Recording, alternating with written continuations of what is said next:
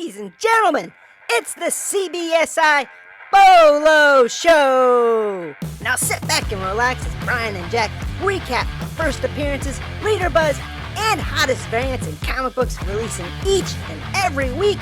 Coming to you from an unidentified command center, here's your host, Brian Wood! What's going on, guys? Brian, Simpleman's Comics, Thursday night BOLO Show, as usual, every Thursday night, 9 p.m. Eastern. Also have my co-host here with me, a.k.a. Mr. Bolo, Jack DeMeo. Go and say hello, my buddy. What's going on, everybody? As Brian said, I'm Jack DeMeo, a.k.a. Mr. Bolo, and it's another Thursday, so we're here ready to talk about new comic book releases. I tell you, this is my favorite time of the week, and we got a lot of good books to talk about this week. Right. So, busy week. It's becoming a trend where, I haven't made it to my LCS yet, but I have read some of the books that are on the list. And before we get into it, we have some things to talk about. As always, if you don't want to watch the video, you can also listen to it, the audio version. We do have a podcast version of it, the CBSI Comic Book BOLO podcast. It's available on iTunes, Google Play, and Stitcher. So, also, this show does have a sponsor, and it's brought to you by slabbedheroes.com. If you're looking for graded comics, modern, guaranteed 9.8 for a great price, definitely check it out, slabbedheroes.com. Great product, great price, great service. So, Jack, other than comics, did you have a good week this week? Had a good week this week. Not comic related, but is definitely anticipating that the Endgame release. I know a lot of people probably at the theaters right now, but I think I'm like everybody else where I'm a fan. I'm ready to see it. Right. So we will say, as if everyone else has said, don't spoil it. Yeah. I didn't buy tickets right away because I thought I was going to be on travel for my work. I thought I was going to be in Orlando, so I didn't buy tickets. But I do have tickets for Sunday morning at 8:45, so I'm excited for that. But so last 2 weeks, we kind of had a contest running, right? Where we ran with the Indie Spotlight show, interview with Mad Cave Studios, right? And then we had in that video that we had a hashtag contest for Comics with a Mad Twist, and the winner, the prize for that was CBSI's exclusive Honor and Curse #1 variant, right? And then we also had another contest, right? Something BOLO. Yeah, exclusively for our BOLO listeners to let them know, hey, go ahead, check out the Indie Spotlight premiere. Go ahead and leave that BOLO comment, and you'd be entered to win a Knights of the Golden Sun #1 second print that came out last week and is already selling for $13 to $15. Right. So tonight we are going to announce the winners for both of those, and drum roll, brrr, the winners are, we have Carolina Chris 26 for the Honor and Curse variant, and Brett Hess art for the Knights of the Golden Sun #1 second print. So if you guys are watching, definitely make sure you shoot an email to simplemanscomics@gmail.com. Email me your address, and we'll get those books out to you. Ben C actually has the books. He'll send those out to you as soon as I get the address from you guys and send over to him. But, as always, the main purpose of the show is the BOLO list, correct? Correct.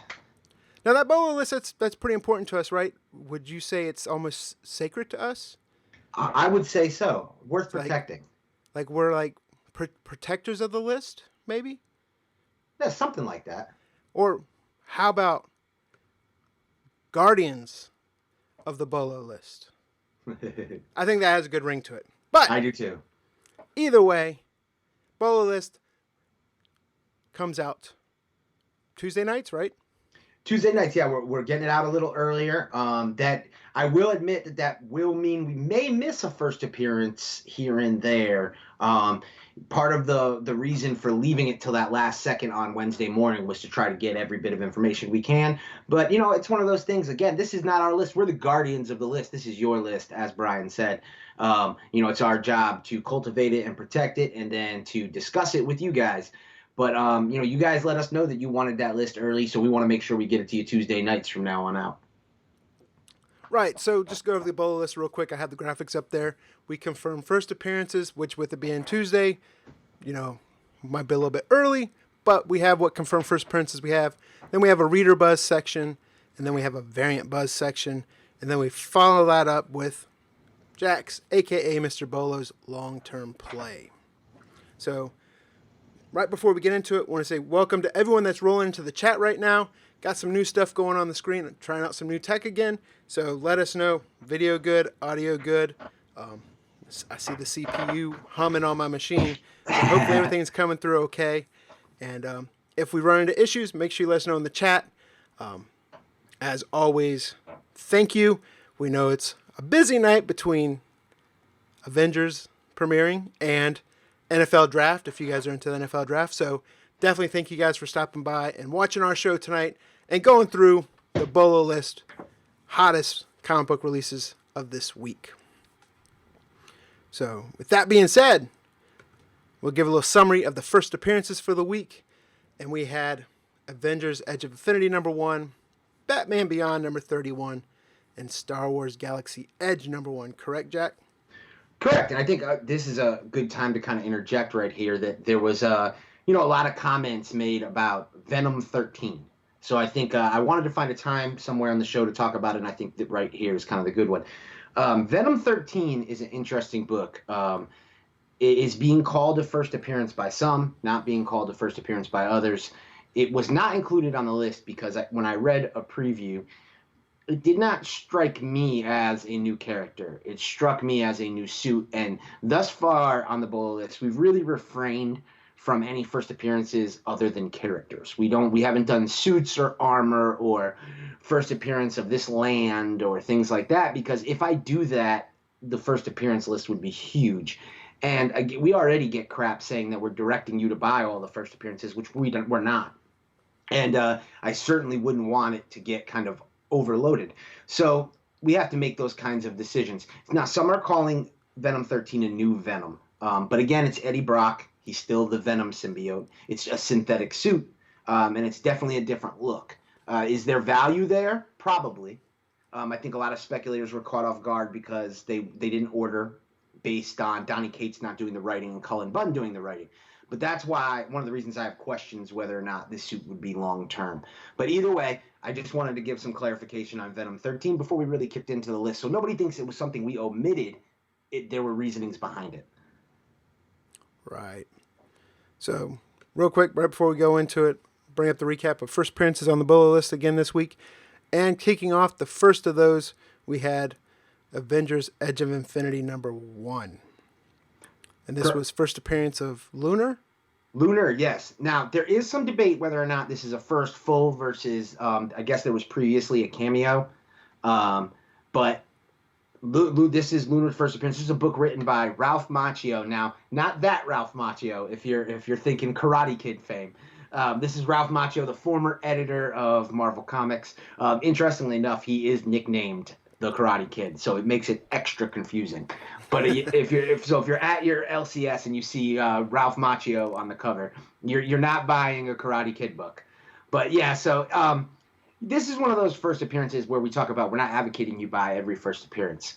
I don't think this is a book that's going to fly off of shelves. It's certainly not at the moment. It's selling for cover price, but it's not a book that's selling out. But it's one of those things that you'll have time to kind of do the research and see what the market says as far as Lunar's first appearance.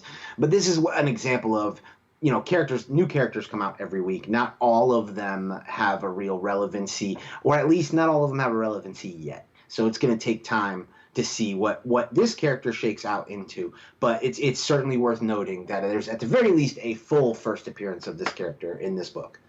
Right, and this Edge of Infinity, what's it? It's like a 3-issue mini. Correct. I believe. So next on the first appearances for the week, we had Batman Beyond number 31, which was the first appearance of the Split. Correct. Now you said you were able to actually read this, correct? Right. I read this book. Actually, I thought the book in general, aside from the first appearance, which was the reason I read the book, because I couldn't find information on the character. So I read the book. The character wasn't hugely prevalent. His identity's unknown. He's a tech criminal. But this story comes after the Joker's last joke story. This starts a new arc. We just ended an arc where we end up finally finding out the Joker has died at this point in the DC universe. And this issue has a lot to do with Terry and his relationship with Robin, with Batman, and kind of what's going on with his health. I don't want to spoil things with the book, but I was very impressed with the book.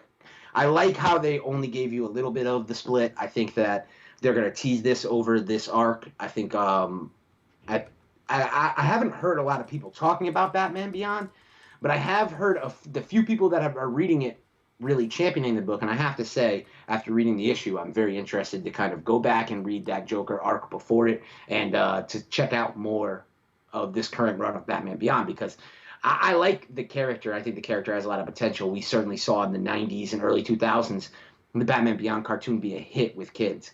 So I think that there's a lot of potential in this character, and we always talk about world building. You have to build out these characters' worlds. Yeah. Many of the villains for Batman Beyond would be older by the time, he comes into fruition as Batman. So I think new villains in the Batman Beyond universe are cheap, low-key plays. And I really like that cover be Ben Oliver. I think you picked it on the Wednesday Warriors. Yes. Also, with Avengers and the draft, the final episode of Gotham is tonight, right? Yes, I'm recording that as well. Yeah, so. But moving into the last of the first appearances for the week, we had Star Wars Galaxy Edge number 1. And this was the first appearance of Doc Andor. Right. So you got a fan favorite character from the Solo film. Yeah. As you can see on the screen right now, he's actually featured on one of the variant covers.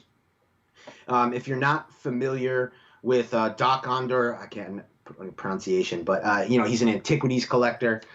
He had some kind of scene-stealing moments in Solo. If you're investing in this book, I would probably say the I think it's called a design variant, but the variant that features the concept design. Yeah, I think that's probably a good bet. I don't know what kind of long-term kind of role in the Star Wars universe this character is going to have, but I enjoyed Solo. I think it was a fun movie, and I would like to see them kind of get into those characters in that world a little more. Brian, I know you championed the attraction variant. Yep. Because of the Disney tie-in. And I think this was something that Brian put me on really early, was this book. Brian's, if you don't know Brian's a big Disney fan, a big advocate of everything Disney. And I think he hit the nail on the head with this one, that this is a book that's going to appeal to a Disney audience, as well as Marvel and Star Wars continue to get integrated into kind of the Disney culture and Disney lore. And we start to see more and more Disney Star Wars stuff popping up at Disney parks and things like that. I think that books like this are going to hold collectible value with Disney collectors. And you look at some of the Marvel books that Disney has released, or the Disney books that Marvel has released, that tied into the park before. There's been some variants that have done very, very well that will sneak up on you. Right. So before I speak some more, I want to say thank you to Andy Tomlin, Andy Spotlight, for the super chat there. Definitely appreciate that. So also, a lot of these Disney parks, or the Disney titles, like the Haunted Mansion that came out, and this Figment, I haven't heard yet about this one, but a lot of them, especially the Galaxy Edge opens in Disneyland in May, and then I think in Disney World at Hollywood Studios in August. Keep an eye out if you go to the parks, because a lot of the times they might have exclusive Disney park variants, if you're interested in this. I'm not saying, hey, this is going to blow up. I bought it for me because I'm a fan of Disney, I'm a fan of Star Wars, and I'm a fan of comic books. I did read it. I did enjoy it. A lot of those park exclusives, though, are very flippable. Yes. They've actually, the items at the Disney park are so flippable that Disney is now limiting resellers who they find getting multiple season passes just to get into the park to flip product. That this year that's something that they're really trying to hone in on, and that's largely due to the Funko Pop craze. But there's a lot of exclusive Disney products. So if you live near a Disney park, BOLO on that stuff, guys. Yeah. That's a no-brainer. So Yeah, especially Brian's right about that.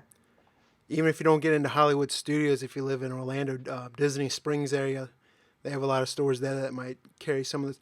Like I said, I don't know if there is one for this, but a lot of times they do carry Disney Park exclusive comics. But so yeah, I read the book. I enjoyed the book.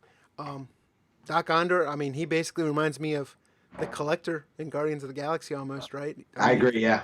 They walk into the shop and it's kind of set up like that. And the whole story is basically about the first issue was Han Solo and Chewie going off and trying to acquire an infant Sarlacc for him.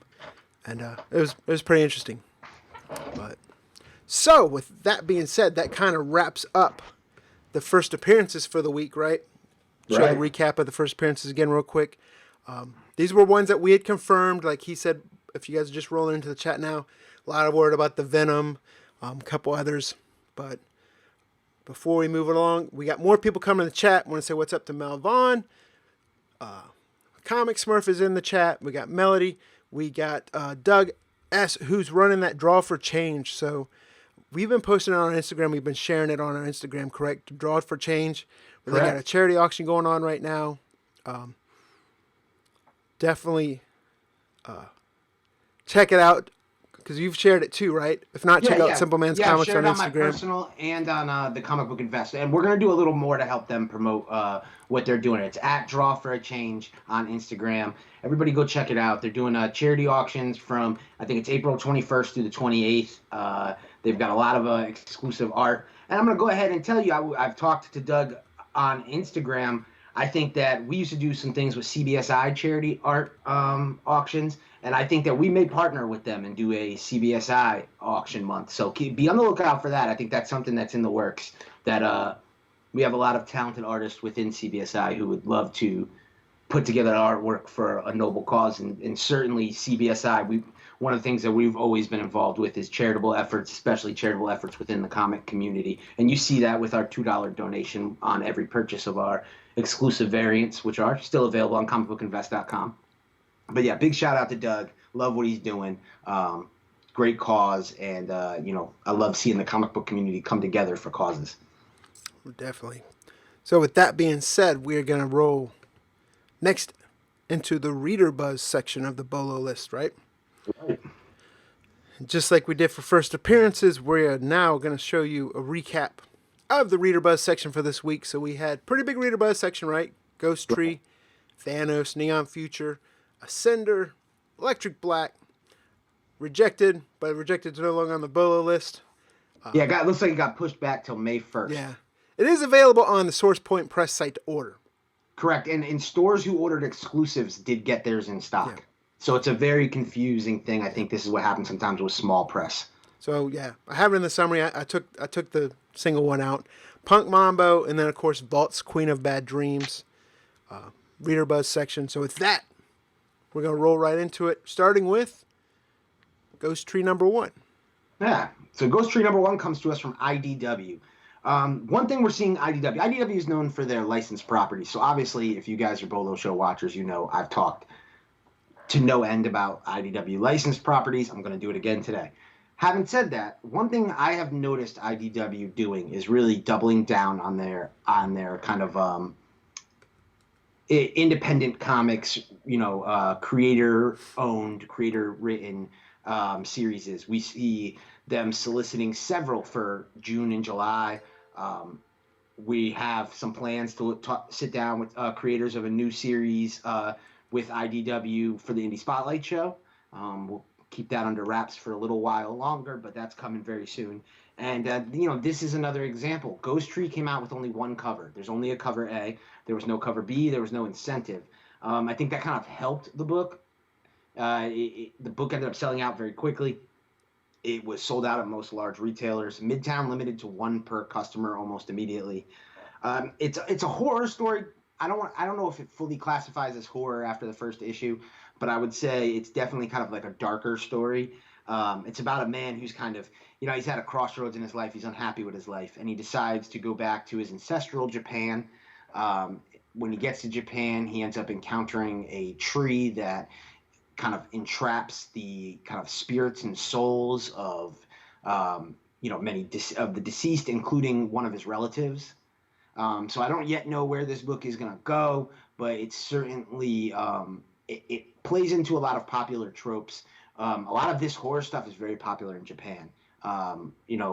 We've seen stuff, as tragically as it may be, about the suicide forest, and that comic took off and did well. I know depression in Japan is a major thing, and it's a major storyline. So this book, I think, connected with an audience. It's currently selling for about $13 to $15 on eBay. So it's one to keep an eye out for. If you see it on your LCS shelves for cover price, it's for a flip, it's worth the grab. And it's a mini series, and it'll be interesting to see if the kind of demand continues through issue 2 and 3 and where issue 1 sits. But again, we're in the age of adaptation, we're in the age of optioning, so it's definitely one to keep an eye out for. Right, and you mentioned about like the Japanese horror. A lot of those, they got a lot of the great horror movies that came over and remade, like The Ring and all those Japanese horror movies that got remade American style. And then of course, what's the zombie one, The Train? Oh yeah.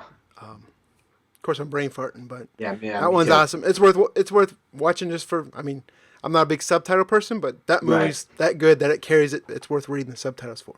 Yeah, Train to Busan. Thanks, Walt Parrish. There you go. They're actually making a sequel to that right now, I believe, right? Yeah, I think that's the last I saw. So yeah, Ghost Tree #1. I haven't read it. I haven't been to the LCS, so I'm sure it's not there because, like I said, it's not well known, or I don't think it was a well-ordered book like you'd mentioned. Right, yeah, it's IDW, but still, it was only a cover A, unknown creator. I think that it was certainly underordered. Yeah, I did have in the weekly picks, but I wasn't able to get it myself. So, with that being said, we're gonna move on into the reader buzz. Next up was Thanos #1. I got all the covers up there for it. This went all the way up to what a 1 in 25 seemed to be the most popular, which I don't even have on that freaking thing, actually. The Zafino, I just noticed that. But that's because I'm partial to the Gerald Peril, which evidently isn't doing too hot. I think it's selling well under ratio. Right, I remember in the Wednesday Warriors, you made a point. And by the way, again, that's the Wednesday Warriors. We're on our second week. It is on comicbookinvest.com. It is our article where Brian and I go head-to-head in 10 specific categories. We're picking one book in each category, and we are doing head-to-head, one-on-one battle to see who does better from a spec perspective on a week-to-week basis. So head to comicbookinvest.com and check that out if you haven't seen it. But yeah, Brian made a point in his picking of this book to say that, he knew that most people would probably go to the Zafino, but that he was going to the Perel. Yeah, one guy just saw the Thanos comic on the screen and was like, F this, I'm out. I'm going to see Endgame right now. Thanks for reminding me. Peace. No, but no, Elliot in the chat said, hey, can't stay. He's got to go see Endgame. So, yeah. Hey, that's right, him. I'm a little bit jealous. I got to wait till Sunday. And guys, that's what the replay is for. So we understand tonight. We appreciate everybody who's in this chat with us right now, watching. Like I said, we know the draft is on. We know Gotham's got the finale. Brooklyn Nine-Nine's got a new episode. I know there's a lot going on tonight, but we appreciate you guys rocking with us. But yeah, so this one comes from Teenie Howard, and I actually wrote about Teenie Howard on comicbookinvest.com. I've interviewed her at Heroes Con. I think she is a major up-and-comer. One thing about her is she has respect from her peers. Donnie Cates threw out a very nice shout-out tweet yesterday saying that he enjoyed her book and was glad to see her having success. If you're not familiar with Teenie Howard, she wrote Assassinistas for IDW. She wrote Power Rangers Pink for Boom. And she recently wrote the Captain America Annual. That was kind of her step into Marvel. And this story, I think, fits into her wheelhouse because this is a different Thanos story. This kind of plays off of the themes that we're seeing in Endgame, where it's that father-daughter relationship between Gamora and Thanos, that kind of love-hate that they have. And that relationship really playing front and center. So I don't think from a spec perspective that we can expect this story to do what Donny Cates' run did. I think we'll get some great cover art out of the variants. I think both the Perel and the Safino are both excellent. I understand why people are gravitating to the Safino, because I just think that we talk about the speculators are creatures of habit. Safino books have been hot since Immortal Hulk #2. So I just think it's that simple. But at the same point, I think this is going to be a great series to read. So I think it belongs, while some of the variants were nice, I think this book belongs firmly in the reader buzz category. I think it's going to be a fun book to read. I think the story will be great. I think it'll add some layer and depth to Thanos that maybe we didn't get through the Cates run. And keep an eye out for Teenie Howard. I think that she's a absolute major up-and-comer, very friendly. If you see her at a convention, chat it up with her. And she, at least the times that I've met her, she's been very excited to be like recognized and, kind of acknowledged. So I think that she is somebody that if she stays humble the way she is and continues, to show that writing talent, and people want to hear a female voice, I think that she's going to go a long way with Marvel. And I could see her kind of ascending up the ladder. Right. So this was one of the issues that I was able to read online. But I actually enjoyed it. Like you mentioned, it's kind of like the origin Gamora Thanos story. And it starts off with like her in a ship, and she's like, I'm going to tell you this freaking story type thing. But I enjoyed it. People in Thanos' crew, like, they're playing cards, and then someone goes missing, and each time someone goes missing right after, he's like ready to attack a planet. So, yeah, they go and attack a planet. Of course, it ends up leading to her planet at the end. She's the lone survivor. And then she sees someone that he thought only he could see, and that's kind of how the issue ends. So I enjoyed the first issue. Look forward to picking up the rest. Was it 6 issues, right, in the miniseries? So, yeah. So I'm looking at picking that up, and I'm sad to see that the Peril variant isn't doing as hot, but that's still my favorite cover. I think a lot of people, Zafino he's got a huge fan base, and it is a great cover, but I just like the other one better myself. Not for speculation, just for collecting. Well, you and I have also discussed Perel is one of those artists that's like one big hit away from people going back into his back issue catalog and picking that up. We've talked about this before. Before the original owner of CBSI put up posts about Mattina, nobody was buying Mattina. And then once people realized Mattina, wow, look at so much of his artwork, look at his catalog, look what he's got. Once that happened, then people jumped on the Mattina book train. And now everything old that, all those old incentives Mattina do really well. Perel is one book away from that happening. We talk about that. He's one of a list of guys in that B category. So I think the fact that it's going under ratio, it gives you opportunities to buy for certain. Right. And moving right along, next on the Reader Buzz list was Neon Future #2. This one seems to be doing pretty well, right? I mean, not too much drop off from the first one. I still see, like you said, it's in the Reader Buzz. And it's after release, and I'm still hearing some Reader Buzz about it, up and down, but. Yeah, so this one is interesting. I got to be honest with you. I think this one was more of a victim of speculators. And the reason I say that is because it sold out everywhere. It sold out at all major retailers. But if you look on eBay, at least on the eBay demand, it isn't there. #2 is selling for about cover price plus some shipping, so which ends up being about double cover price for those who are picking it up. But we're only seeing a select number of sales.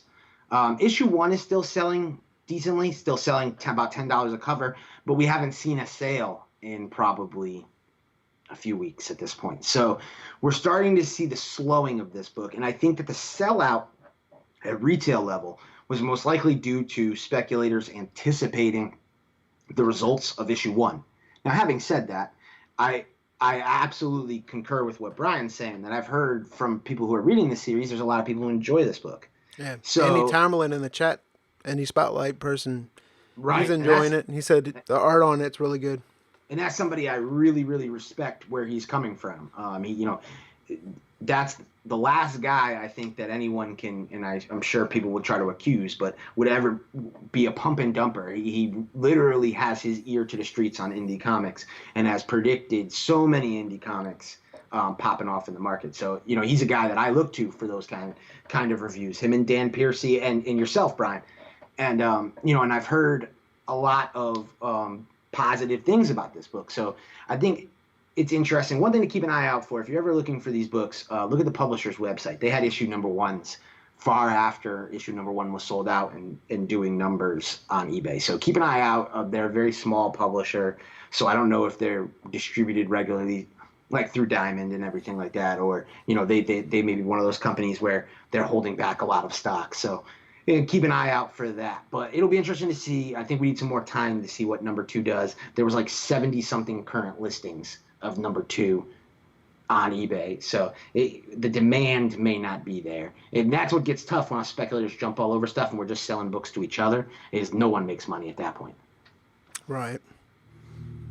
Also, just to kind of back up a minute when we were talking about Thanos, Mel was saying in the chat that when he was at Midtown in New York, he saw most people buying up the movie variants, which kind of makes sense with them marketing it the week of release.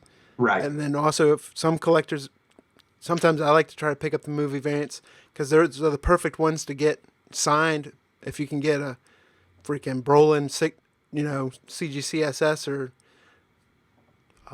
but yeah, movie variant. We've also seen in the short term movie variants be flippable. I remember that Thor Ragnarok where he had the short hair, and there was a time when you could pick that variant up for around cover price. It was like a 1 in 10, and it would flip for about 20, 25. Short period of time, but there was a window. Right.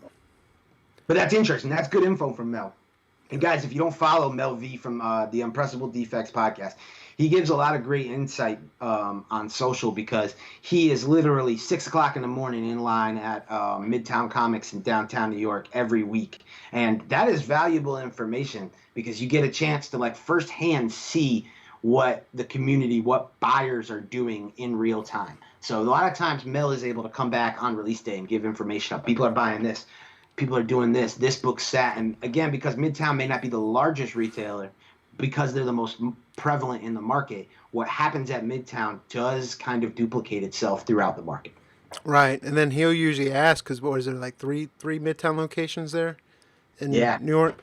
And I think he usually asks the stores like how many copies they got amongst the other stores as well. So was it Treasus Christ? Right.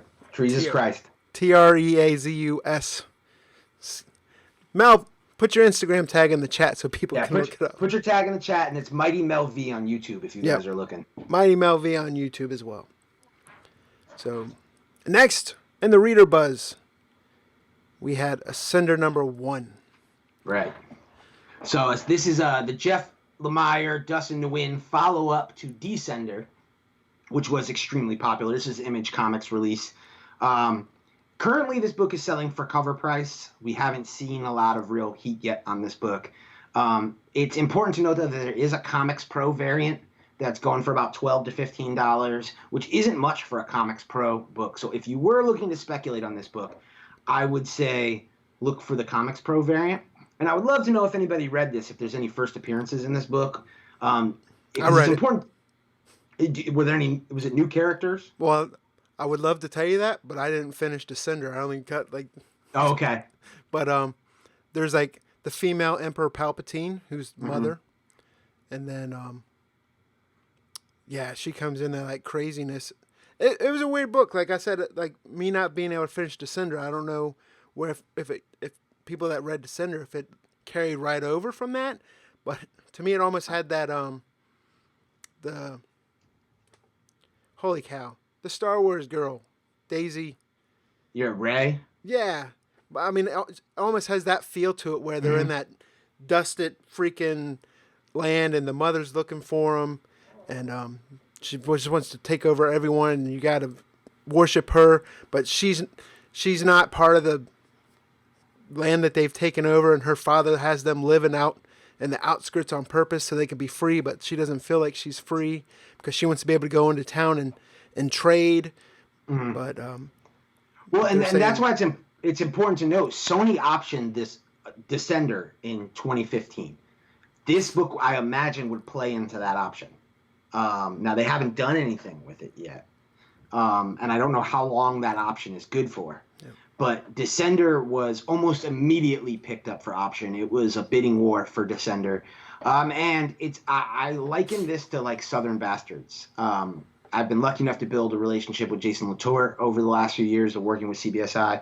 And when I talked to him about FX not moving forward quickly with Southern Bastards, he said what was related to him was the more that they write of Southern Bastards, the more FX is going to have to be able to craft stories. So it's not that FX isn't moving forward, it's that they're just letting him continue to write so that they can get a better idea of where the story's going. And I think that we may see some of this with Sony and Ascender, which is why I ask if there's first appearances. A lot of people look at this as a volume 2, a number 1 to a volume 2. But again, if Ascender is headed for the big screen or headed for the small screen, it's important to note when these character first appearances are. And I think as far as to like what Brian was talking about, is something to check out is I think Descender is like a $9.99 trade paperback from Image, so that's something to check out. It's why we advocated. We caught a lot of flack when Brian and I kind of took over with our We Own Wednesdays, New Comic Book Day kind of duo thing where we're big and heavy on these Reader Buzz books. And I know a lot of people gave us crap because they said, I don't really care what you want to read. Reading doesn't equal spec, but that's just not true. And this is a book somebody might ignore if they didn't read Descender and don't see where it's going. And it's, to me, as a speculator, it's worth paying $10 to sit down and read Descender and see if this is something I want to continue to invest in or whether or not it's probably not a good investment. So I advocate reading, and I advocate, using it as a research tool. The best speculators are heavy readers. I promise you that. Right. And that's why also, so you don't see a lot of comic book review videos on my channel, because I've been doing a horrible job talking about the books. And I'm like, yeah, I read it. And there's like this girl, but yeah, I forget her name. Either way, that's why I don't do a lot of comic book reviews. But moving on, next, this was quite reader buzz on here, and that was Electric Black #1 from Scout Comics, correct? Correct. So this one is interesting. James Heck, the CEO of Scout Comics, put out. I got this information via Andy Tomberlin from the Indie Spotlight series, that this was the most pre-ordered book in Scout history. And that's from a retailer level. So upon reading the solicitation, retailers ordered more copies of this than have ever been ordered before of a Scout book. Now, you may hear that and think, oh no, it's heavily ordered. But again, we're talking small print independent comics. That's a good thing, because what that indicates is a demand. That indicates that stores don't take chances on a lot of these series. So for stores who have ordered this heavy, they had to get feedback from their readers that they wanted this book. And I think we're already seeing cover A is selling briskly at cover price. It hasn't gone yet above cover price, but it's selling well at cover price. Cover B is doing $13 to $15 and has basically dried up. That's a 1 in 10 though, right? Yeah. Scout does their incentives a little funny. It's weird, but yeah. 1 in 10, but it's like regular price or something. Yeah, because I think you can, once you order 10 copies, you can order as many as you want. I'm not 100% sure on that, but it's something like that, which is why they don't advertise it as a 1 in 10 incentive. But yeah, so it's that cover's doing $13 to $15 because a lot of smaller stores that are only, I'll taste 5 copies or I'll grab 3 for the shelf, they're not getting that. Your larger stores like Midtown, they would get a bunch of the incentive book. So yeah, they're charging it for cover price and it's sold out quickly. It's also important to note that there's 2 store variants at least that I saw. There's a really nice EC homage from Jetpack, but those are doing pretty well. Both of the store variants I noticed are selling pretty briskly at $20 to $25. So yeah, that if you're investing in this book, that's something to keep your eye on. Some of those store variants. I know that like some people get down on store variants as an investment. Obviously at CBSI we produce some store variants, but I will say that my view on store variants has changed over the years because more and more independent, and that's the key word, independent store variants have done well in the hobby. We're still not seeing Marvel and DC variants. That some of them have their moment, but we're not seeing consistent secondary market sales. But indie comics, a lot of times you can end up getting the lowest printed cover of a given book, and I know that's why we had success with our Knights of the Golden Sun #1, because we had just the lowest printed cover that was available. But in this book, just to kind of give a little light synopsis, it's actually about a antique store. It's a cursed antique shop that appears throughout like space and time, and it kind of operates to solicit customers and kind of like corrupt them or take them over. So I haven't gotten a chance to read the book, but again, we talk about this every week. These horror trope stories are really hitting right now. Horror movies are doing unseen numbers in the box office. Horror TV shows continue to pop up with regularity and have success. So I'm not particularly a horror guy, but I've become extremely bullish on these horror properties. So I would keep an eye out. If you see Electric Black at your LCS, I'd grab it. I think it's a good one. And also be on the lookout for the Scout store. The Scout web store does a lot of online sales. There's a good chance they will have copies and possibly even those cover Bs at some point. Right. I don't think I've ever had a single Scout comic in any of my weekly picks videos, but I had this one in it. And Just that tells because you of something. like that horror anthology and the Tales from the Crypt, Twilight Zone. I mean, look what Ice Cream Man's doing for Image. Right. Even if it not, people are like, oh, looking at from. I always also look at stuff from Reader. Yeah, first couple issues are doing good spec wise, but the book itself is fantastic. That's what I'm talking about when I'm saying look at it. But those horror anthology type series are definitely on the rise again. And again, to bring back it to the spec play for reading. Yeah, a lot of times you're right, Brian. Issue 1 pops off financially. And then issue 2 and 3, they may be quality reads, but they don't pop off financially. But again, that's what you need to get optioned. These companies are optioning great reads. So, Die going to issue number 4 and 5 and continuing the run that it's on is only giving it more fervor for an option, not less. So, that's again where reading comes into play, because if you're just looking at eBay sales, you may say, oh yeah, there's nothing with Ice Cream Man past issue number 1, but Brian's dead right. That series is incredible. And if it gets picked up at some point for something, a lot of those cover B variants from Ice Cream Man would be big money. Right. So moving on. Next in the reader buzz was Punk Mambo, right? Right. And this is one I think a lot of people slept on. This is from Valiant Comics. If you're not familiar with Punk Mambo is part of their kind of like dark occult kind of line of characters, similar to like a Shadow Man.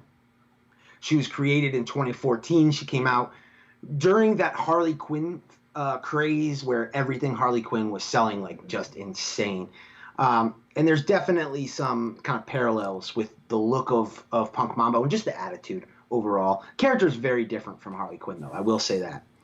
I wrote about Punk Mambo on the BOLO List article on comicbookinvest.com. I feel like I make this pitch every week, but I got to do it again. If you're not checking out the BOLO List on comicbookinvest.com, as well as wherever else you're consuming the list, you need to do it, because I do a back issue BOLO write-up that gives some added context to the BOLO List. And one thing I talked about was Punk Mambo. Literally every book that's come out, Punk Mambo, is well above its initial price. And I mean literally every book. From the first appearance in Shadow Man 13, I talked about how cover A and cover B, you can't even find them online. They're gone. They're not listed. As a matter of fact, Peter Reyna added in his dollar bin digging to keep an eye out for that cover A today, because no one ever talks about it. There's a 1 in 20 variant and a 1 in 50 variant that are absolute ghosts and go for hundreds of dollars. They released a one-shot for Punk Mambo 0 in 2014. The cover B, and again, these are cover price cover Bs. The cover B is a white cover, goes for $25 to $30. The cover B for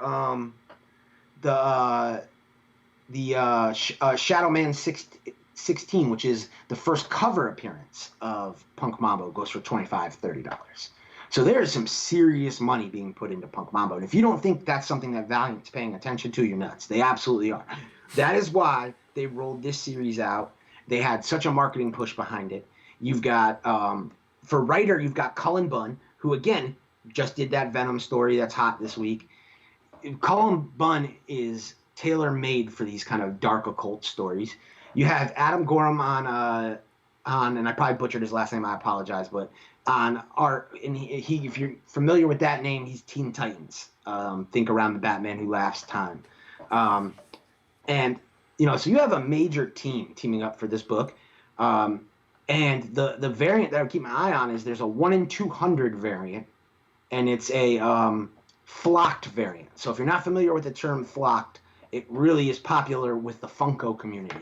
So there's a lot of variants that'll come out of Funko Pops where if the character typically has fur, instead of the plastic vinyl outside, you'll actually have kind of like a fur on the Funko Pop, and that's called a flocked Funko Pop. And Valiant is famous for doing these high ratio retailer incentives where they kind of look outside the box. They've done a glass variant. They've done a custom variant where there are stickers on the cover and they were in different places for each cover. They've done a brushed metal variant. And this time they come with a flocked variant where it is Punk Mambo and her whole mohawk it kind of is flocked. It's actually fuzzy. And it's a white cover, so it's going to be tough in a 9.8. So I've seen those well above ratio. I actually think they were 1 in 100 variants. But I've seen those well above ratio. And this is one that's not necessarily booming right now, but again, I point you to history. Everything Punk Mambo thus far has gone up in price. So I'm currently looking on eBay at a lot of these ratio variants that are selling below ratio, and I see them as good buys because I just think it's a matter of time. Sony's very happy with the Bloodshot movie. I've heard from Dinesh Shamdasani, the former CEO of Valiant and current producer on the Bloodshot movie, who's seen the movie more than 20 times, that he is completely thrilled with what they've got on screen. I think that the movie is going to be a hit to an extent. I don't know. I don't want to say that it's going to be the biggest hit in the world, but I don't think it's going to Hellboy flop. And again, it comes out in 2020, and then they've already got plans for a Harbinger and a Faith movie to follow it up. And Sony just put out some advertisements for their upcoming movie slate, and Bloodshot was a part of it. So it's clear that they're going to put effort behind it, and I think that Punk Mambo is a character to keep an eye out for. If you're at your LCS and you see Punk Mambo stuff cheap, grab it, because you will absolutely be able to flip and make money on it in the short term. And in the long term, I'd keep an eye on this Punk Mambo #1, because like I said, history just shows that every single Punk Mambo book has gone up in value. Yeah. I can't wait till issue 5 comes out just so I can go, ladies and gentlemen, Mambo #5. But so, you're the Valiant guy. I hardly ever read Valiant, but I did read this book. Did you enjoy it? Retro Tech says Bunn is great on Bone Parish too, but he missed this one. This had like that Bone Parish feel to it. I don't know if it because it's like kind of takes place in New Orleans as well, and I had no idea about this character. I mean, you enlightened me. Like I had no idea this character existed before. I thought this was like the first, but I read it. I enjoyed it. It was kind of weird. I mean, it had a New Orleans voodoo feel to it, the way I was reading, which I enjoyed. And then it kind of was, like you said, like a voodoo Harley Quinn, where she's sitting there and she's summoning, what's it called, Loa or whatever. And then it's like a purple Slimer, but on steroids that just F's everyone, messes everyone up. But then it gets like a sack put over it and kidnapped, and she can't find it. So then like the Queen of Voodoo visits her, and they go to another area, and she feels like everyone works for her, and the Queen of Voodoo or Goddess of Voodoo is whatever. It's saying no, it's the other way around, and then it kind of closes with that going, we have some stuff we need you to do for us. But enjoyed the issue, first issue. Yeah, I've read a Valiant book. And I think that this is a good one for non-Valiant people to check out, because I think there's a lot of things you'll see with this character that you can relate to, that you can say, okay, I see value in this or that. And again, all you got to do is do the research. Look at Shadowman 13, look at Shadowman 16, look at Punk Mambo 0. Go look at those sales. Go look at how few books are available. There's covers that aren't even on the market. You can't find.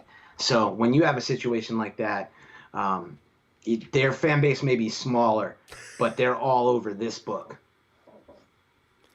Yeah, I think Walt's pulling my leg there saying best comic review ever. I'm telling you, I'm horrible at comic reviews. It's like, yeah, you're not making any sense. Just shut up. But yeah, I actually talked to Valiant before the release of this book. I had a meeting with them. You may have seen it on our social on Comic Book Invest CBSI on Instagram. And I actually kind of kick myself now. I made a joke about a Harley Quinn first appearance homage, a Batman Adventures 12 for an exclusive variant. And the guys from Valiant were like, yeah, we can do that. And I look back on it now and go, man, we should have done that. But yeah, I'll save that one. Nobody steal that out there in internet land. And of course, Mel, he's still campaigning Rebel Wilson for Faith. Yeah, I think they already chose B.D. Feinstein, who is Jonah Hill's sister from Neighbors 2. I think she's going to be Faith. Yeah, you lost that one, Mel. But she's funny, over. though. Word was, I guess they wanted a younger Faith. I think Mel was spot on with his casting probably 5 years ago. Yeah, I mean, you look at it and that's immediately who I thought of. Right. Yeah, but I think Beanie Feinstein will play that role well. I think she's a very similar to Rebel Wilson. Yeah. I think that new Rebel Wilson movie that's coming out looks pretty funny though. With brain fart. What's her name in it? Who cares? Moving on. Oh yeah, the spy movie. Yeah. Or the con movie, whatever the heck it is. Yeah. But next one in Reader Buzz was Queen of Bad Dreams #1. Right. So this comes to us from Danny Lore. Danny Lore is somebody I've had fun interacting on Twitter with for the last day. It's really fun to see a writer release their first book. So this is the very first creator-owned book from Danny Lore. So she is just extremely excited. She did an autograph signing yesterday. As you can see, there's 2 covers on the screen. You have that cover A with that kind of like beautiful orange and blue. And then cover B, which is the Vault Vintage Madame Xanadu homage. What I see most people picking up that cover. I think people are aware of the heat from Vault Vintage and the previous second prints that have come out. That's another Nathan Gooden, Tim S. Daniel designed cover. But of course, we have one as well. So we have our Detective Comics 31 homage, done again by Nathan Gooden with Tim S. Daniel design. I'm a homer, so I picked it for my favorite cover art of the week on the Wednesday Warrior article. Transparency be damned, I don't care. This is my favorite book that we've released. I was so excited when we got the cover art for this. And since I've gotten a chance to read the book, and which, issue 1 is kind of, it leads you into the story, but it doesn't give you everything. It keeps you wanting more. I'm excited about the release of this book. And again, this book is still available I'm going fast though, guys, on comicbookinvest.com right now. We actually have a banner on the homepage. Head to the homepage, click the banner, and There's right also in there. a link to it in the description of this video. Even better. So yeah, that's $22. $2 goes to St. Jude's Children's Hospital. That's $22 shipped. So you got to remember that when you're seeing variant prices out there in the marketplace, most of them are not including shipping. So you got to factor $5-6 in. We're $22 shipped. My light bag, Gemini mailer, sticker of authenticity. But this is a book that I'm excited to get behind. I think that the reader buzz is going to continue to grow with this book. And another thing that gives me good hope, and I'll say, and I know that, again, we produced a variant, so you can say that, I'm biased. But one thing that I've noticed as I've taken over the Twitter and kind of really worked on Twitter, books that tend to do well are ones that are supported by other creators. We saw that where other creators were championing Die before Die blew up. And this is an example of a book, and I'm not trying to make a direct comparison to Die, but this is another book where I've seen a number of comic book creators go out of their way to say, hey, I picked up Queen of Bad Dreams and it's amazing. One kind of like, off the top of my head that I saw, now I'm drawing a blank, was Matthew Rosenberg, who writes Uncanny X-Men. I just saw that late tonight. But there were several in the last few days, several people kind of championing this book. So it's one to keep an eye on. It is currently selling for cover price, cover A and cover B. It hasn't sold out most places, but a lot of Vault books do this. These Savage Shores didn't immediately boom. It took some time for that book to sell out. We originally, when that second print homage came out, it was a $10 book. It took time to shoot up to $100. So this is another one that I expect by the time issue 2 and issue 3 come out and people are really hooked on reading this series, that we're going to go back and that Madame Xanadu cover is going to be gone. That's an absolute bolo at cover price. And, I totally expect that CBSI variant to be gone and probably to be the book to get. Right. Like I said, I haven't had a chance to read this yet, but I have been following on Twitter, and a lot of Twitter feeds has been good response. People in the chat, if you've read it, let us know your thoughts also. But like he said, if you're interested in the CBSI exclusive variant, go to comicbookinvest.com, or there's also a link to it in the description. And with that being said, that wraps up the Reader Buzz section for tonight, right? Correct. Making sure I didn't miss anything, because I've been known to do that sometimes. But before we get into the variant buzz, we got more people in the chat. Peter Renna, Russell Fox. Peter also, if you guys don't know, he writes a couple articles for comicbookinvest.com as well, right? With Dollar Bin Digging, Usual Suspects. And speaking of writing for the site, Writer Wars is going on right now, right? Right, yeah, we just announced the 16 contestants for the first round of It's actually 17. 17. We got, he's not in the chat tonight, but Blue Green Artifacts is the 17th person. Ben C wanted to make sure that he got in. I'm real glad about that, too, because he was excited to be involved, and I was disappointed when I didn't see his name on the list. I didn't know if he had not applied or whatever, but yeah, definitely. Writers Wars is going to be great, guys. You're going to get to see a lot of fresh blood, a lot of new articles. Please keep in mind in the comment section that these are not regular writers. These are people that are really trying out their skill. So, we want to be supportive of them. But, let us know what you think, what columns you like, what columns, could use some tweaking. And let us know which ones are your favorites. They'll be voting. There'll probably be some voting to get some metrics as well. But, yeah, it's going to be exciting to see from a content management perspective, something that Brian and I work at a lot. We're always looking for new content and some new voices. And, again, you brought up Peter Rayner. Peter Rayner comes from Writers Wars. Andy Tomberlin comes from Writers Wars. Ben Stein from the Hot 10 list comes from Writers Wars. So, we've acquired a lot of talent over the years through Writers Wars, and I expect this to be our most talented field of Writers Wars because I recognize a lot of you guys from Instagram. I recognize a lot of you guys from Twitter and various social media sites. I know that a lot of you are knowledgeable and are hungry and want to get involved. So be checking that out. And if you didn't get a chance to get in on Writers Wars, guys, stay tuned. We're going to do this again. We've done it basically once a year. We may stick to that schedule. We may do it more often. We don't know.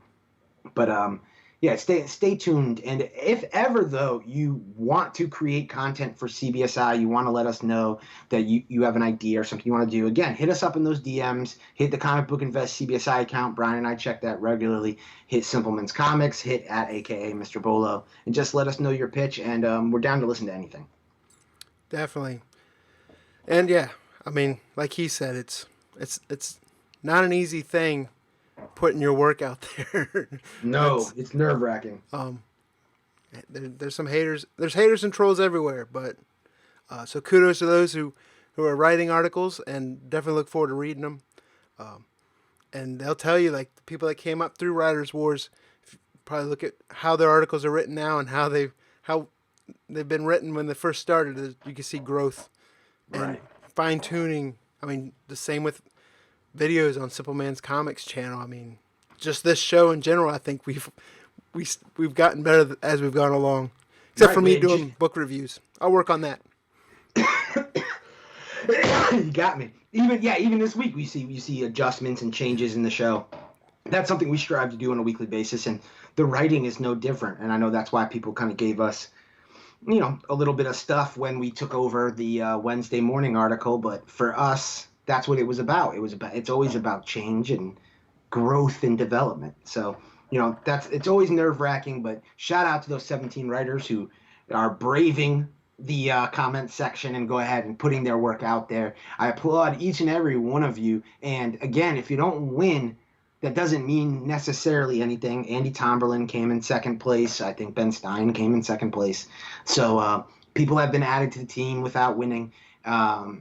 And again, if you don't win this year, there's nothing that says that you can't sharpen your skills and get back up in this thing next year. Matter of fact, I encourage that, and I know you'll do better. Just go having learned from the experience. Yep. And with that being said, we're going to move into the variant buzz section for the night. So we get into that. I'll bring up the summary of the variant buzz. The only one that I didn't have in here because I took up too much space, which I'll show later, is the Naomi printings that were on the list. But variant buzz summary, we had Immortal Hulk second print variant, Marvel Comics Presents number 4 variant, Amber Blank variant, Flash 69, and Batgirl cover B variants, correct? Correct. So going first right on down the list, this was volatile a few weeks ago when the first one came out, but this is the 1 in 25 second print for Immortal Hulk number 16. Right. So this one is interesting because there's so much negative kind of talk about this book. But it's also very important to note that this book is selling for twice ratio. It's selling for $50, which, I mean, if you just sit back and look at the book in and of itself as a, as a ratio variant, selling for double ratio a day after release is excellent. Where I think a lot of the negativity obviously comes in is the fact that it's the first ratio second print we've seen. Almost no one loves the idea of that. Issue 16 was underwhelming. We expected possibly a first appearance. If we would have gotten a first appearance of a character, that character would have been on the cover of the second print, and then we would have had this incentive. It would have flown a little better with me. It was Batman 50 for Marvel. It was very much Batman 50. So it ended up, everyone kind of was anticipating something happened that didn't happen. Honestly, we're a couple issues later, still hasn't happened. But yeah, again, selling for 50 though. It'll be interesting to see long term how many of these exist compared to the first print, because there's several store variants for the second print. And by the way, the art on all of the store variants is suspect because this was a rushed thing. So most of these stores creating these store variants, they went out and grabbed existing art off of artist tumblers and things like that. And I think that this was cash grab all over it. Again, we said this with CBSI, we don't want to produce variants just for the sake of producing variants. Anything that we produce, we want it to be an addition to the market. So the Mad Cave books, we've heard that various things about our foray into comics, but the Mad Cave books, we were able to provide low print run books of books that weren't available on the market. They were books that weren't available at all. And with the Vault Vintage book, we were able to do exactly with what our readers and customers asked for. Just throwing together a Hulk 16 variant, just to have a Hulk 16 variant so that I can get X number of incentives, is never something that we want to do and isn't healthy for the hobby. But so it'll be interesting to see. I will also note that there were a lot of reports of damages to these variants. Our own Andy Tomberlin received some damaged Hulk 16 incentives from Diamond. So I got, I think, 3 different accounts messaged me about damages to this book. So I'll find it very interesting to see if everybody's able to get returns, what that ends up doing to the value. I also saw some lower grade copies get listed on eBay in the last 24 hours. So it'll be interesting to see. But the book is in demand. People are buying it for about $50. So were they really damaged, though, or did they just confuse an ugly-ass cover for damages? From what it looks like, it looks like when this book was pulled, it was pulled by somebody who just threw them into boxes. So that seems to be a common thread that I got from stores, which was their Hulk 16 second prints were very loose in the box. Yeah, so I'm out on this. I never had any desire for it. For the first print or the second print, I'm sticking with the Alex Ross regular covers. That's what I started with. That's what I'm sticking with. But well, and we've been advocates of this series on the Bolo Show, but I'll tell you right now, I'm starting to get my eye to the series, saying the heat is dying. Yeah. And it may be our next book that we're going to talk about that has a lot to do with that, because it seems like the market can only focus on one thing at a time. Yes. But yeah, it really seems like all the buzz surrounding Immortal Hulk has seemed to quieted. In the last few Alex Ross cover A's, they have not gone over cover price and are still available. Well, and it's not just the attention cycle; it's the prices these books are going for. They can only Right. afford to concentrate on one. It's true. That's going to bring us right into the next one, which is the Naomi final printings. Right? Would we have was it third print for number 1 and second? Third print for number 1, second for 2 and 3. Second for 2 and 3. So here we're seeing number 1 is already selling $15 to $18. It was instantly sold out at most large retailers. I hate to see this, but we saw, again, a lot of games being played by LCSs, where I saw a lot of imaging of LCSs putting out that Naomi number 1 final printing on their shelves for $10 to $15. I hate that. On release day, all books should be cover price. All non-ratio books should be cover price. The whole idea of, well, the market's doing this or that, that's not for the retailer. I'm from the sneaker business, and if a Jordan is selling 5 times, release price, we don't mark it up. We sell it for release price. So, and that's how you keep customers over time. But that's unfortunate to see, but a little bit expected. I also saw some stores who ordered it heavily. So I had some people tag us in images and videos of several copies being on the shelf. But it seemed to not matter. This book got bought up, like I said, $15 to $18 for the number 1. Sets are selling well for $30 to $35. I've talked previously about the value of lotting books up and selling sets. I actually think that this is a prime example because I imagined issue 2 and 3 probably was less ordered than issue 1. So having those kind of sets together, and this is this book is rooted in reader buzz. We've heard a lot of negativity. I made 2 posts this week on the comicbookinvest.com Instagram, literally just simply posting the sales prices and the amount of debate that went on in the comments section about the validity of the heat on Naomi was incredible. But it's the Naomi thing is beyond something that any one person can control. This is clearly the book that the market has deemed the spec book of the moment, similar to the way Edge of Spider-Verse number 2 had its moment. We just talked about Immortal Hulk number 2 having its moment. This is the book of the moment.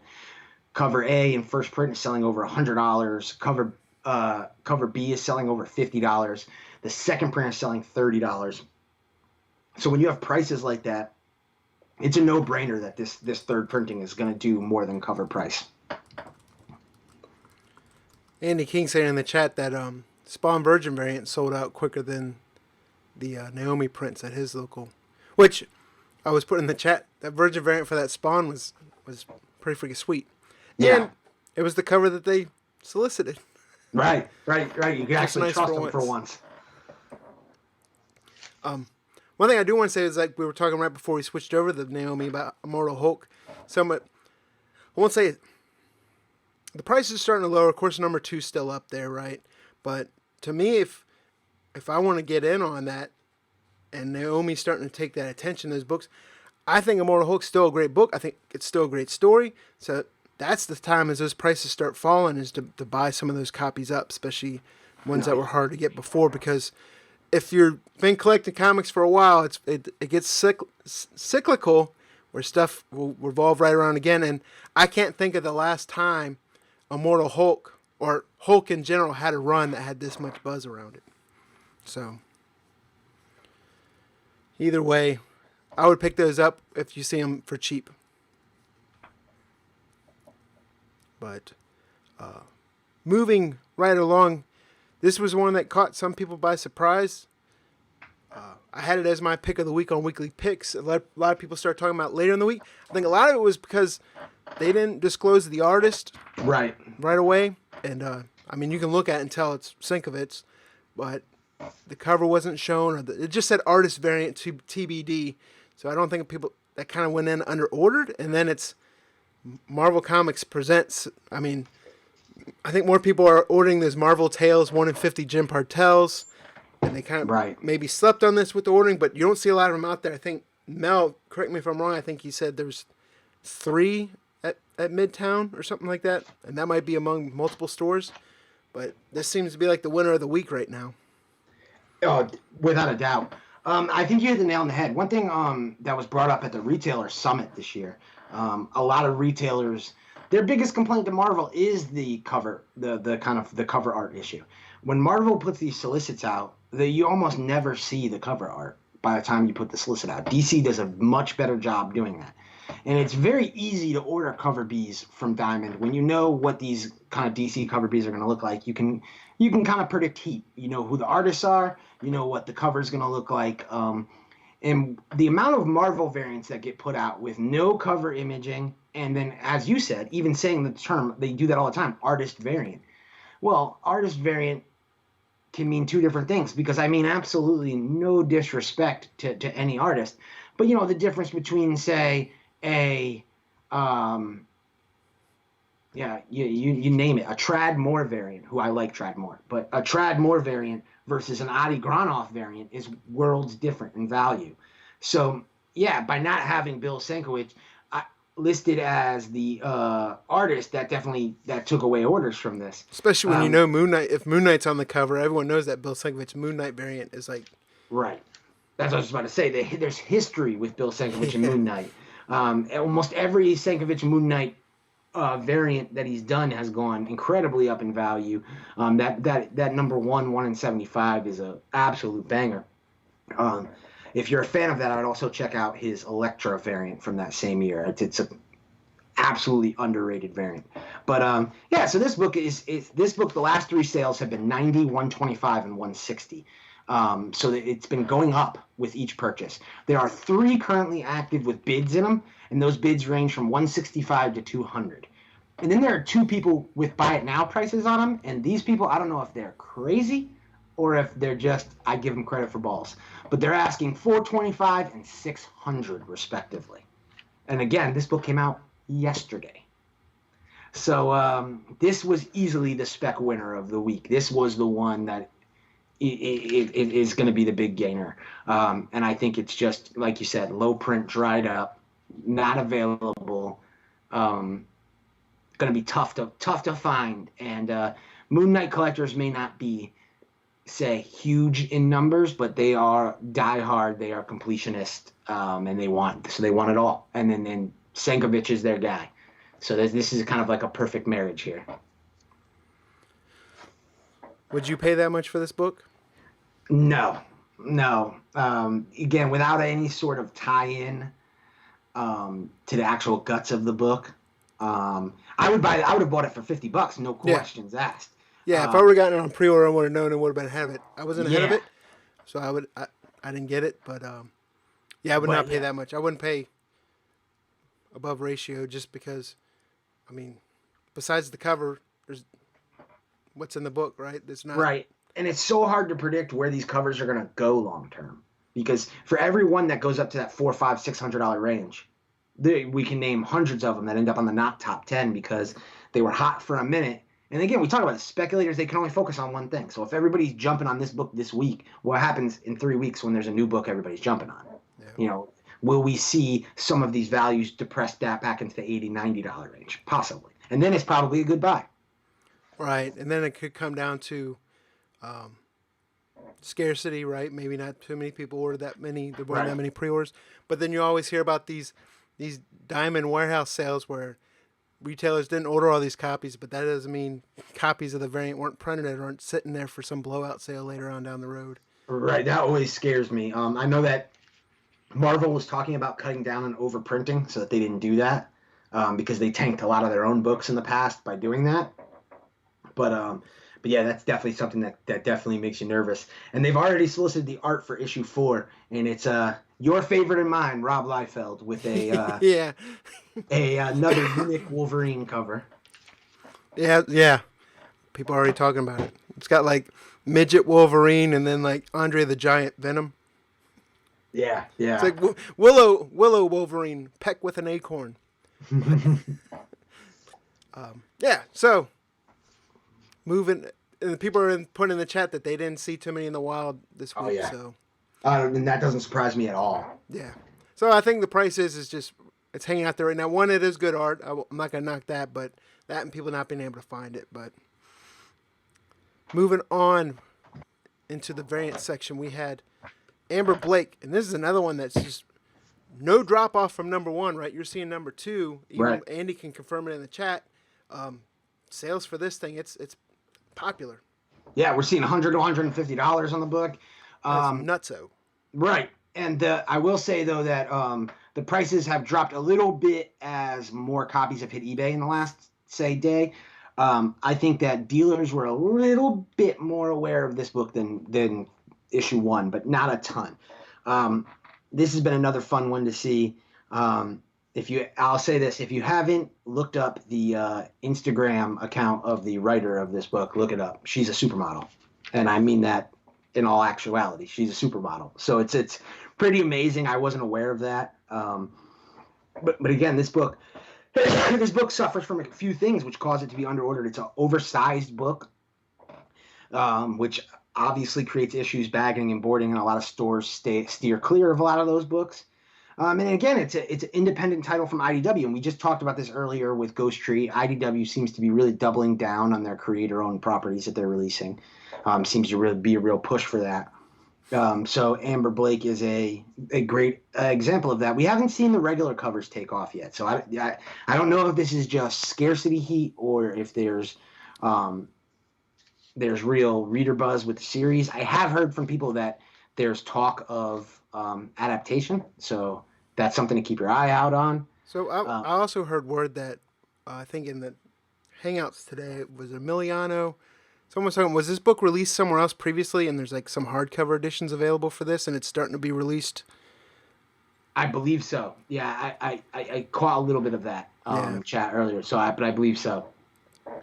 But anyway, still great book, and like you said, little following already built in. Yeah, I'm the oversized books, man. They always put me on reserve. Like, I love Batman Damned, but damn those oversized books at the same time. Right.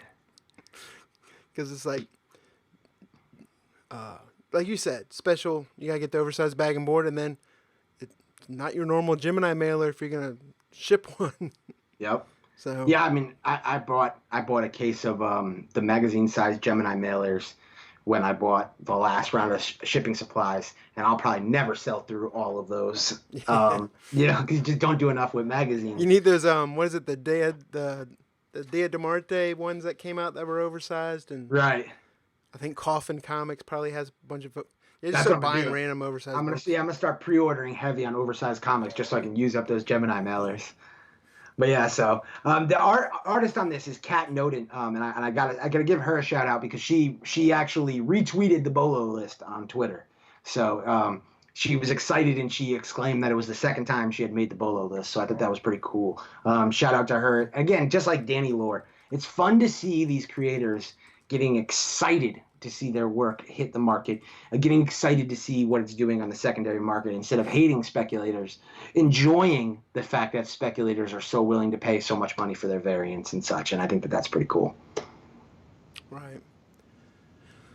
And this is sorry you might have mentioned this, but this isn't an ongoing, right? It's a mini? Yeah, mini. So like I said, when the first one came out with the solicits before the book even released, it had that lady killer feel to me. Like, that's how it was going to have that trajectory, but this has even surpassed that. But books are just going nuts. Like, day after release and stuff selling for $100 like that, it's just, I want to know what these people do for money, man. Right. But it's, you know what, though? It's a lot. That's where we got a lot of the heat this week from the Naomi stuff, and they're pointing to us and saying, well, you know, it's these speculation sites and these YouTube channels and this, that, and other that's hyping up books. But I think the reality is that the market is healthy. That's what the key is. There's so many new buyers coming into the market, and everybody's competing. So everybody's trying to find that next thing. And, you know, and yeah, we're getting more and more people entering into the space who have larger larger wallets and can play those games. So, you know, it's we've seen it in like the sports card market right now. Gary V, if you're a follower of Gary V on Instagram and Twitter, he's buying up sports cards heavy. So there's certain rookie cards where he's bought hundreds in the last couple weeks, if you look on eBay. So, you know, you have a person like that enter the market, start buying up books, you know, things like that. You know, they can do damage. They can rack up. So I think that the market's healthy and people are spending their money. I don't always agree with what people spend their money on, but it's your money. You buy what you like. Yeah. Which that brings me to a good point. What you just brought up a couple minutes ago, with like getting hit up on Instagram about speculation and stuff, and people can't have it both ways. Like, we post an article and we talk about books that we like to read, and then you read the comments, and then you get yelled at for posting books about reading and not being speculation, and then you post spec, and then it's like, I hate you speculators. You should be. It's all about reading books. It's like, right, you're driving up the prices. yeah. So whichever.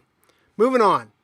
That's the thing about comics. It's so segmented. You're gonna piss off a certain percentage of people. But next in the variant buzz, we had Flash number 69. This is the Mitch Gerads variant, or B cover. Right. Now, this one isn't one that's doing really a whole lot in the market. Like we talked about, a lot of cover Bs with DC are more long-term plays, especially the Flash. Where this one got a lot of attention is when Mitch Gerads posted this one a couple months ago. And there's a cool story behind it. He drew this cover, which originally it was just a drawing he was doing for fun. It ended up becoming a variant cover. But he drew this after watching Into the Spider-Verse. So he went to Into the Spider-Verse, felt inspired by the art style, and wanted to come home and do something, and he drew this. And you can definitely see that Robbie Rodriguez, Rico Renzi kind of feel, the color scheme, very reminiscent of Spider-Gwen early comics, very reminiscent of what you saw in Into the Spider-Verse. And I think it makes the cover stand out. It's different. And it may not be one that pops on the secondary market, but it's still a cool story behind it. It's a nice anecdote to be able to bring up, because obviously Flash being DC and Marvel, they have nothing to do with each other. But it's really cool. Once you make that connection, you can really see it in this cover. Right. You speak of Spider-Verse. You've seen Spider-Verse, right? Right. Yeah. My 5-year-old, I took him in the theater. They loved it. And of course, they couldn't wait. Of course, they're all yelling when we're walking out of the theater. We're going to download it when we get home, right, Dad? And I was like, shut your mouth, son. But and I pre-ordered it, digital 4K. And my youngest, man, like every night before going to bed, that's what he watches. Every time we get into my car, he wants the Spider-Verse soundtrack. He's like singing all the songs to it. And I'll pick him up from daycare, and I'll have some other music on. And he's like, I want Spider-Verse music. So what I started telling him, as I was like, this is the soundtrack for the sequel that they're making. He's like, okay, so he listens to it. So now instead of going around the house yelling, singing the regular Spider-Verse songs, he's going around yelling, singing Shout at the Devil and Inner Sandman. So I kind of got to start telling him, yeah, that wasn't Spider-Verse soundtrack. And I just put the regular Spider-Verse music, because I don't even know if he's doing it at the house, he's probably doing it at school. So yeah, you just got to tell him Sandman's appearing in the second one. So, you got to have Inner Sandman. Yeah. So my wife's like, why is he going around yelling "Shout at the Devil"? Because Motley Crue's in the Spider-Verse 2 soundtrack. She's like, no, but yeah. But I think the way that movie has kind of taken hold with your kids and with my kids is the way it's taken hold with a lot of them, and that's why I'm real bullish on the Spider-Verse stuff in general. Because we talked about it this week in the chat, stores like Target are still getting shipments of Spider-Verse toys, new shipments. So that means that sales are still happening. There's still a demand there from the retailers to carry those products, and I think that that only bodes well again for the industry and what we're seeing in the hobby as younger fans grow up and will mature from buying the toys and playing with them to buying the comic books and buying statues and so on and so forth.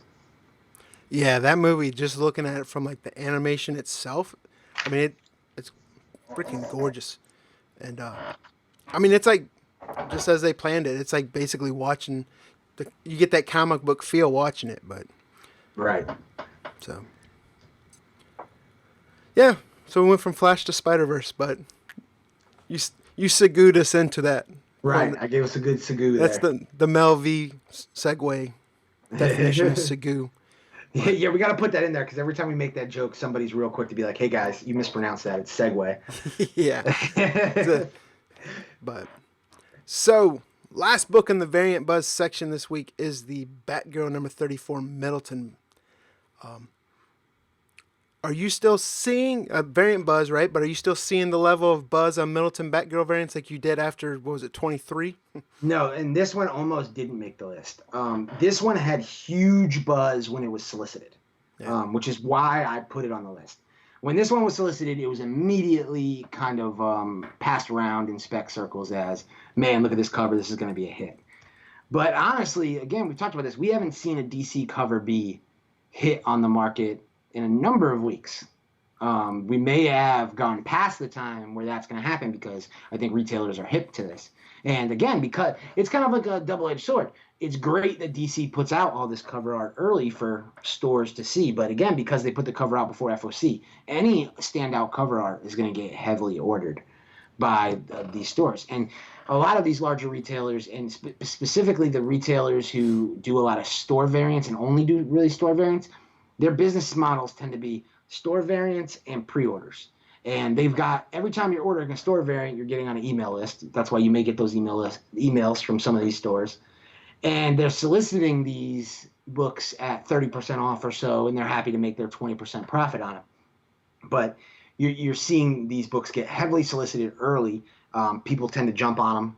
And by the time release date comes, there's a lot less demand for them. I have nothing bad to say about this cover, and it falls into everything I talk about with DC Cover Bs and with Middleton. To me, this cover is a home run. It's very different. I think there's a lot of room for Batgirl growth. Batgirl is like the biggest DC character I feel like that we haven't seen in a movie yet. But I also remember reading the solicit for this. Like, I think the cover B, right, I was in the weekly picks for the Middleton, or my weekly picks video for the Middleton. But if you read the solicit for this issue, it just seemed like crap. It seemed like a Lifetime movie. Right. Like, you know. There's no buzz on this Batgirl series from readers. And we had that during the New 52 when Cameron Stewart took over. And Babs Tarr, right, around issue. They, like, reinvented Batgirl. Yeah, and you got the Batgirl from Burnside, and you had the new look with the boots. It connected with a hipster audience. We saw connected with a female audience. But yeah, we haven't seen that carry over into Rebirth. Really the saving grace for these Batgirl books has been these Middleton variants. Yeah, but some art germ, but I mean, right, and some art germ, yeah. But I just think that, again, we talked about it. There's that variant fatigue with these where, and again, maybe some of these will fly under the radar and pop later. There's DC Cover Bs are not coming off of it. They're still long-term plays. And like I was saying, Batgirl is probably the biggest character yet that hasn't hit a movie. It's really only a matter of time before she does. And I think, again, a lot of people will go back to a lot of these standout, stellar cover art variants. But, yeah, in the meantime, this book really, we're not seeing much as far as anything more than a PC buy at this point. Right. So that brings us into the variant buzz. Like we always say, especially with the reader buzz section, that's not just Jack making up the list. That's usually him. What is the social network talking about? What's going on Twitter, Instagram, MeWe. But yeah, reader buzz is exactly that. What are people talking about? What's coming out? So if you guys want, if the book that you don't see should be on the list, that's because he's not hearing any buzz about it. The list is what it is. Correct? Correct. It's like the prime example is Venom 13. We heard nothing about Venom 13, and let's be really honest, until it got put as a first appearance in Key Collector app. Once it got put in the first appearance as Key Collector app, then we started to hear everybody reach out to us saying, well, you missed the first appearance, or you missed this, or you missed that. And, I mean, no disrespect to the Key Collector app. They do their thing, we do ours. But yeah, so that's the reality is we hadn't heard not the first bit of buzz from Venom 13 prior to it being called a first appearance by somebody else. All right. So. One variant that I did like was the John Tyler Christopher War of the Realms Uncanny X-Men. Yeah, I like that one too. I enjoyed that cover. I read the book. I don't know if anyone else in the chat read the book, but I don't know if it's because I've been removed from X-Men that long, but I'd have to go back and read it again because, man, it was all over. They were like fighting an egg, and then they got magic transformed them, and then they took on a frost giant once they got moved over into Midgard and was fighting, of course, with Malekith, and took out a frost giant, and then they're down in the sewer, and it was just a lot going on. And then on top of it, my kids were playing Yoshi's Crafted World and yelling at each other and arguing. So I'll definitely have to go back and read it again. But I did like that John Tyler Christopher cover, and I enjoyed it because it wasn't an action figure variant from him. Right. Well, I can't say that because his Black Order variants were pretty cool, pretty good looking. Yeah, he's got another high ratio variant. I just saw it solicited this month. I forgot which character, but he's got another high ratio one coming out that I think will be in demand. Yeah, for the longest time there, it was just pumping out action figure variants left and right. Right. But I think he's doing another one with the Spider-Man Annual #1. He's doing Spider-Ham in a couple months, but. And he also, if you're a Star Wars fan, he sells those every now and then. He has his exclusive action figure Star Wars variants now. Those are something you can get behind because there's collectors out there wanting those, like the Palpatine one and a couple other ones that he had. But so, just to recap, we went through the first appearances, reader buzz, variant buzz, and that brings up Jack's long-term play this week, right? Absolutely. And coming into long-term play, we have G.I. Joe Sierra Muerta #3, 1 in 10 incentive variant. So I actually tipped this one off on my Instagram ahead of the BOLO list. I put this one up because this one fell into the category of what we were talking about with the Moon Knight book, where the cover art was not initially available upon ordering. I had ordered the book because I had ordered issue 1 and issue 2, and I wanted to be able to put together sets. But this is if you've heard me, I had issue 2 and issue 1 on the long-term play. To summarize real quick, again, G.I. Joe has a diehard fan base. It's extremely small, maybe a few thousand people that buy the books regularly on a monthly basis, but they're diehard, and they eat up the ratio variants, and they dry up, and they can go up in price to astronomical levels that I think that the average comic speculator isn't aware of. This is a mini-series done by Michael Fife, who is known for, I think he does, Blood Strike, Rob Liefeld's Blood Strike. And, this miniseries is a 3-issue miniseries. This was the conclusion. He had a 125 variant for the first issue that did extremely well. The last issue, he had a nice Baroness cover, tank top. She's kind of casual out of, the typical look, did really well. And then this one here, you got a digital rendering. It's very different from G.I. Joe books. G.I. Joe variants tend to be real gritty, kind of old school art. You get a lot of Larry Hama and things like that.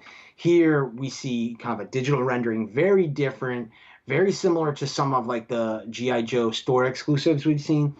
Also, we see 2 women on the cover, which women in G.I. Joe aren't prevalent to begin with. And then when they are, we tend to get primarily the Baroness. In recent issues, we've gotten Dawn Moreno, who is the new Snake. Moreno? Dawn Moreno, who's the new Snake Eyes.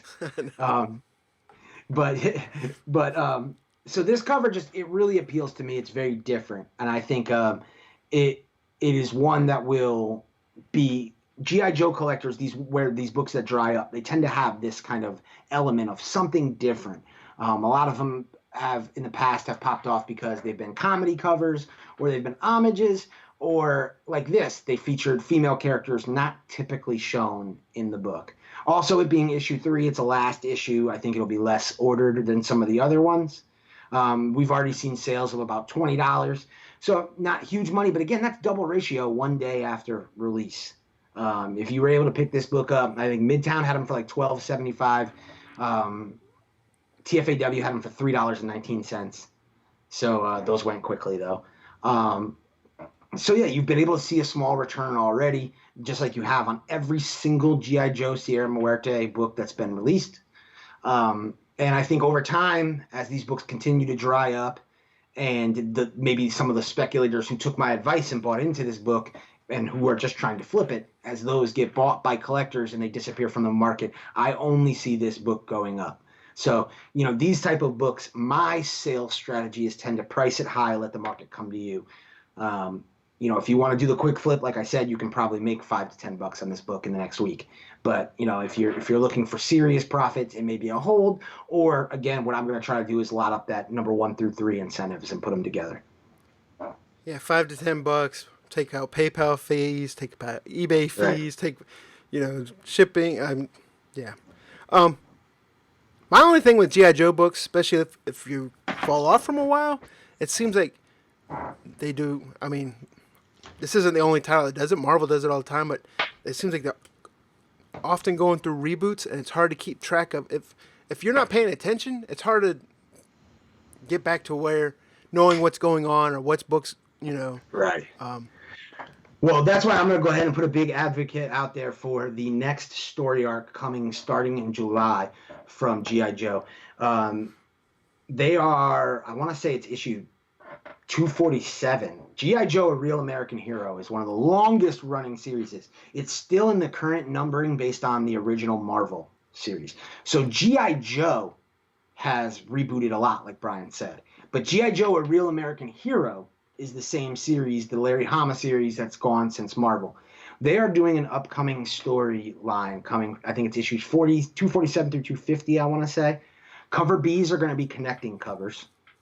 There's going to be multiple incentives for each book, which you don't get a lot of times with G.I. Joe. You're going to get a 110 and a 125. And the storyline is going to be about Cobra Commander's obsession with killing every remnant of Snake Eyes. Now, he's already killed Snake Eyes. Snake Eyes is dead. Sean Collins, a.k.a. Throwdown, who first appears in G.I. Joe number 30 from the Marvel series, took over the mantle of Snake Eyes before Dawn Moreno became Snake Eyes, and she was implanted with all of Snake Eyes' memory and knowledge. So she knows everything Snake Eyes knows, has all the skills that he has. Cobra Commander does not realize that, but he has... In the next arc, he is going to kind of like brainwash Sean Collins, the former Snake Eyes, and turn him into a Cobra agent in the attempts of killing every remnant of Snake Eyes that's out there. So we're going to end up kind of getting a kind of good versus evil, kind of a new age, I imagine, Snake Eyes versus Storm Shadow, where we're going to get the new Snake Eyes fighting against Throwdown, a.k.a. Sean Collins, a.k.a. Kamakamura is another name he's gone by at some point. But I'm going to tell you right now, that's an arc to keep an eye on. We saw the last major Snake Eyes arc where Snake Eyes died, issue 212 through about 215, become huge money and do extremely well. Then there was a gap until about the 240s or 230s. That's why I think I'm off on the numbers. I think it may be like 267. But check your solicitations. Whichever one starts, the new arc that starts in July. But then we saw a break, and then we saw the arc where Dawn Moreno was introduced really popped off. So keep an eye out for that. Starting in July, it'll be, I think, July, August, September, November, kind of like those four. It's a Larry Hama story, again, the original writer of G.I. Joe, who's crafted every G.I. Joe, A Real American Hero issue throughout the years. And I expect it to have some secondary market heat. It's the kind of story that speculators outside the G.I. Joe universe will get on board and be on the lookout for that. Right. One book that I liked this week that came out was that, just for the cover art alone, was the 1 in 25, right? I think it was 125, the Dick Tracy variant. That one's doing well, too. Yeah. Just because classic character, right? I mean, old school character. Of course, if you grew up in the 80s like me, you think Warren Beatty because of that crappy Dick Tracy movie.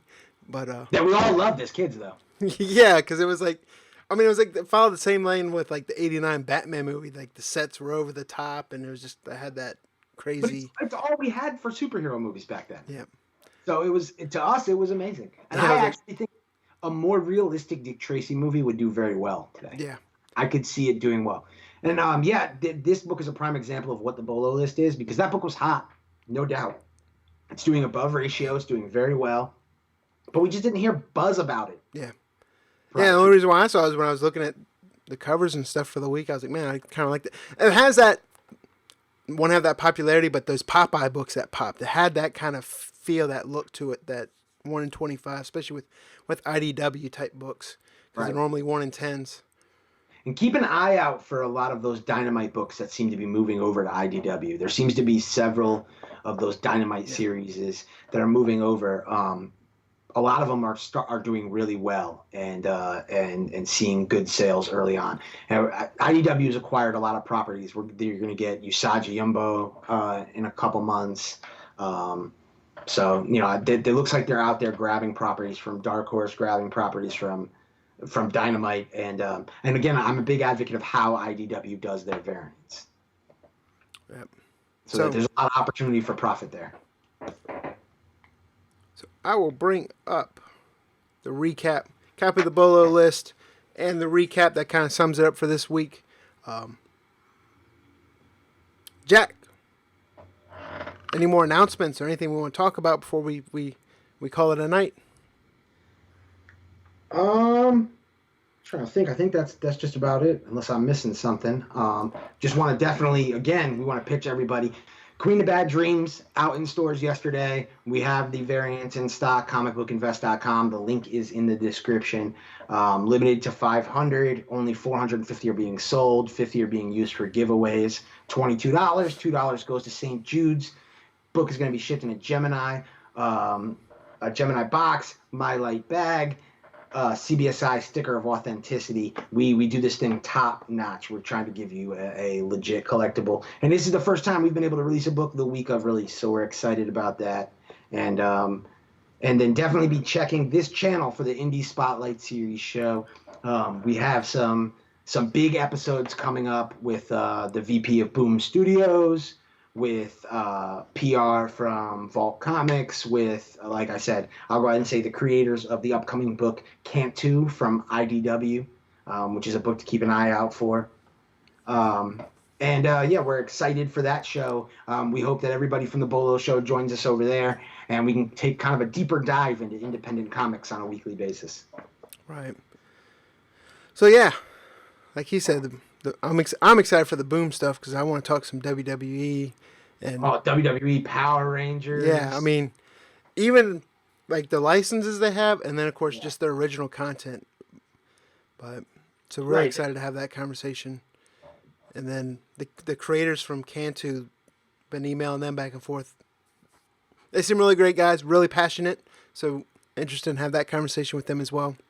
Yeah, and if you're not familiar with Cantu, check previews. I think FOC just passed on it, but it's it looks like it's going to be kind of a fantasy, kind of a skewed younger story.